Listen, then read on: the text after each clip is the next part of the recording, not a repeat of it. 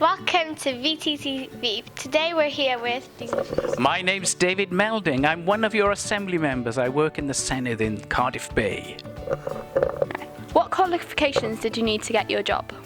Well, to be a politician, you don't need any qualifications, so don't tell your teachers or your lecturers about that. But you do need to win an election. However, having some qualifications definitely will make your job easier if you're in the Assembly. Do you have any important rules in the Senedd that you need to follow? We certainly do, Victoria. We have lots of rules, and that means, for instance, we've got to be polite to each other, even when we disagree. So that's very, very tough. And we have a sorter teacher or a referee called the presiding officer.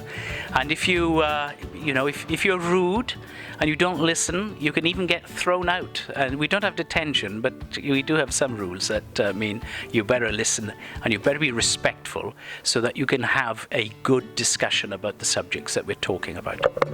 How did you cope with the pressure of making important decisions? Well, that is a very good question. I think you've got to do your homework in advance so that you've studied the issue, you've listened to what people have had to say, you've listened to the debate, or we sometimes work in a committee as well, and then you make a decision. So if you've done all your work, I think then you can make a decision knowing that you've done your best and you're making, your best judgment on whatever it is. Have you ever made a decision that many people have disagreed with? Ooh, I think probably yes.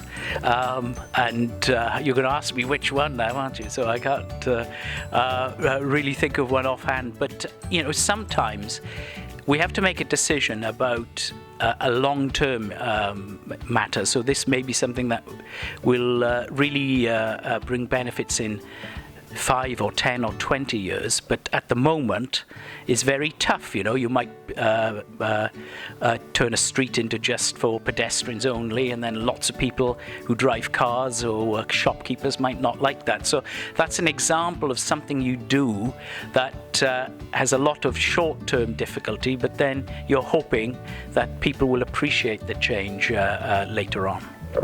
What is your proudest moment? Oh, that's a very difficult question, isn't it? One of the things I do is work to help what we call looked after children. So these are children that are not living with their parents for whatever reason, and they're in the care of the local council.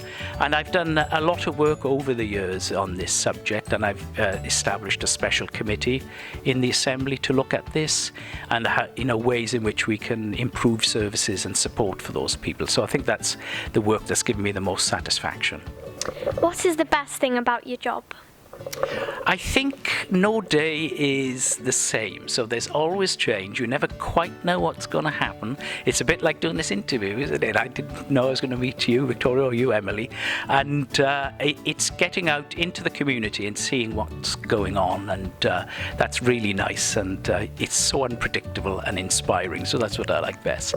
What is the food in the cafe or cafeteria like? Oh, that is a fantastic question, and it's not the sort of thing I'm usually asked. But people can't see my tummy, thank heavens. Unless the camera is very sensitive and picking it up. But I do quite like my food. And we have a really good canteen, and our caterers are really, really excellent. So I do rather enjoy the food they have there. So I'd give it 10 out of 10. Did you always have an interest in politics? I think from when I went to university, yes. But I did, before I became a politician, I worked in a number of jobs for about 15 years. So I did quite a lot of things before I became a politician. And I think that's quite a good idea because it lets you see different things in society and what the challenges and needs are. And that, I think, can help you when you're a politician and you get elected. What do you enjoy most about being a Welsh Assembly member? Well, it's, I think, the chance to talk to people and then to speak in the Assembly about how you think, say in this case, how education should be delivered and what we could do to make education more relevant and interesting. And you're given that opportunity because you remember the Assembly, you're one of 60 people that have a right to make a speech in that Assembly. And I think that's a very precious thing, so that's probably the greatest thing I get to do. What's the hardest part of your job? Oh, the days are quite long sometimes because we tend to work very hard on a Tuesday, Wednesday, Thursday, and we do different things on a Monday and a Friday, but a lot of the work is concentrated in the middle of the week, which makes those days very, very busy. So sometimes they can be very long, and lots of work in the evening when you finish your work in the assembly. You still have other things to do to prepare, or perhaps go out and speak to organizations and meet with people. So the days are quite long, but we do then have quite long recesses. We call our holidays. That's a posh word for a holiday, isn't it? When we don't work so intensely, so it gets a bit easier then. But the hours are quite long, and some people find that quite difficult, and it is tiring sometimes. Have we finished? Yeah. Oh. Thank you so much for joining us today, and this is VTTV. And this is David saying goodbye, and thank you very much, Victoria. Thank you, Emily.